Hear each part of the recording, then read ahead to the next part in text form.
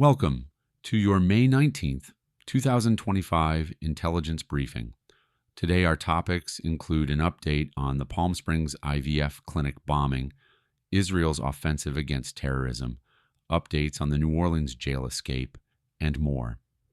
In this, and every episode, we strive to provide you with brief, relevant intelligence information free of conspiracy theories and unvetted analysis, which allows the mature, educated American to make good decisions regarding the state of the world and threats to the homeland.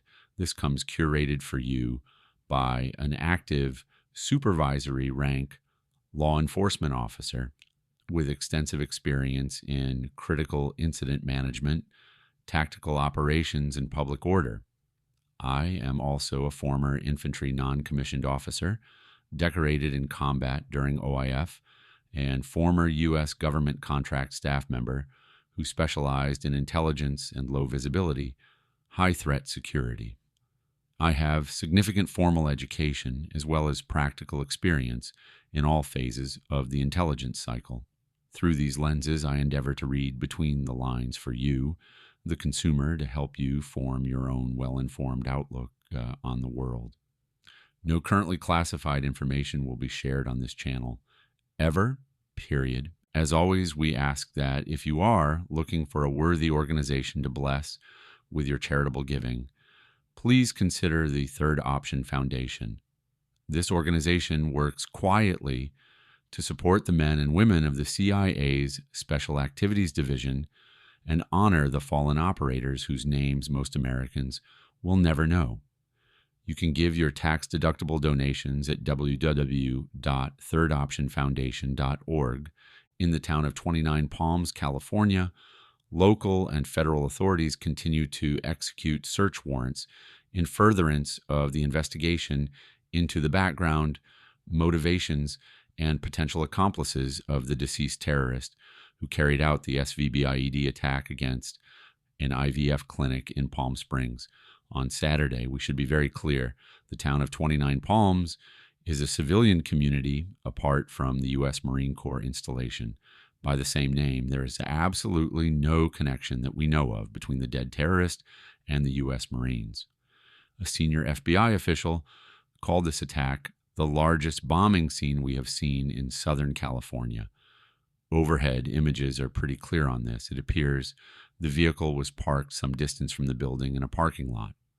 Early information indicates a camera and tripod were found on scene, and it appears the suspect was attempting to live stream his attack outside the vehicle. There's a clear blast path through one side of the building and out the other side onto the roadway. The building appears to be irreparably damaged. However, as we have mentioned before, all embryonic tissue was able to be saved. The 4 injured persons appear to have minor injuries, and we wish them a speedy recovery. In the words of the Assistant Special Agent in charge of the LA Field Office of the FBI, Ackley Davis, good guys 1, bad guys 0. Israel continues its offensive against the Hamas terrorist organization 6 weeks after the end of the ceasefire between the two sides. Prime Minister Benjamin Netanyahu has told the negotiating teams to stay at the table to secure the release of all hostages still held by Hamas. This operation, Operation Gideon Chariots, includes air and ground strikes carried out by the Israeli Defense Forces with the stated goal of eliminating Hamas.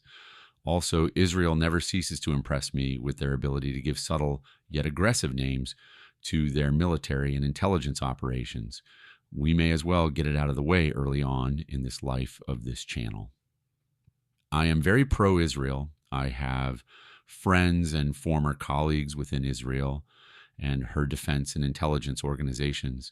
For 3 months, Gaza has been under a total blockade of outside aid. However, PM Netanyahu has signaled his intent to allow a third party with U.S. backing to deliver limited and targeted aid to the area. This will be done with the intent to provide food, water, and medical supplies to civilians while eliminating the ability for Hamas to weaponize that aid. The third party has been identified as the Gaza Humanitarian Foundation, led by several U.S. military veterans humanitarian experts, and security contractors.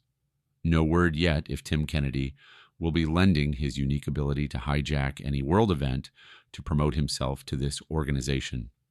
3 employees of the Orleans Parish Jail in New Orleans, Louisiana, are on administrative leave amidst the ongoing manhunt to locate the 7 out of 10 escaped fugitives yet outstanding from the jailbreak, which occurred on Friday, May 16, 2025.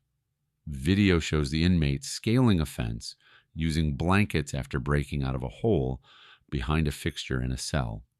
Allegedly, a female corrections officer, quote, stepped away from monitoring the pod to get food at the time of the escape. Additionally, the video feed showing the exterior perimeter was not being monitored at the time, according to officials. If you haven't watched press updates with the Orleans Parish Sheriff yet, you owe it to yourself to do so. The incompetence is palpable.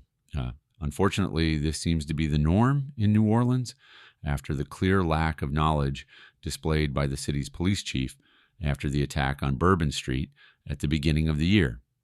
Someday, hopefully soon, American civic leaders will wake up to the fact law enforcement isn't a participation trophy sport, and they need to screen and hire law enforcement at all levels with the understanding that these are the people who show up for active shooters, terrorist attacks, and natural disasters. We don't tolerate incompetence, an inability to shoot, move, and communicate, or non-existent physical fitness from our military counterterrorism units. Why do we allow it within our law enforcement?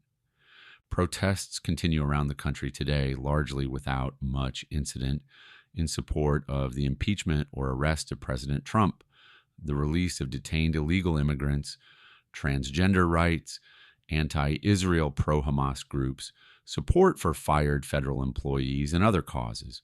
There have been some campus takeovers on a smaller scale in the Pacific Northwest and northeastern U.S., however, not on the scale of the previous year. As the summer arrives, it remains to be seen how violent protest season 2025 will be. Trump is back in office. There are talks of a largely symbolic federal pardon for Derek Chauvin. Anti-Semitic groups continue their crusade to legitimize Palestine as a contributing state. Federal workers are being fired amidst cost-cutting measures implemented by the administration, and people are pouring into the streets in support of detained and deported illegal aliens. The current administration is even talking about suspending habeas corpus in order to speed up removals.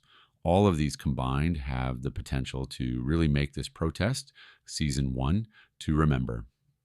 Hopefully, law enforcement around the country has learned lessons and implemented change since 2020.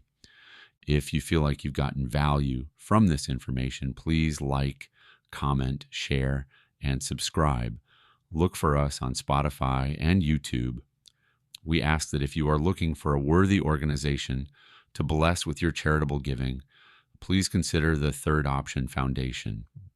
This organization works quietly to support the men and women of the CIA's Special Activities Division and honor the fallen operators whose names most Americans will never know. You can give your tax-deductible donations at www.thirdoptionfoundation.org.